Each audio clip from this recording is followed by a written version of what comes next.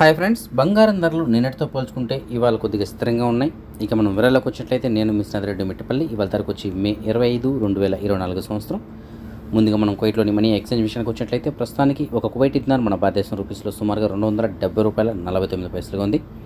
అదే బంగారం విషయానికి వచ్చినట్లయితే మాల్యాలో ఉన్న సూకల్ వదిలేటువంటి షాప్ నెంబర్ 121 ఉన్న ఎఫ్కే జ్యువెలర్స్లో మనకు అందించిన సమాచారం మేరకు 22 క్యారెట్ల బంగారం ప్రస్తుతానికి ఒక గ్రామ్ ధర 22 దినార్ల 250 ఉంది.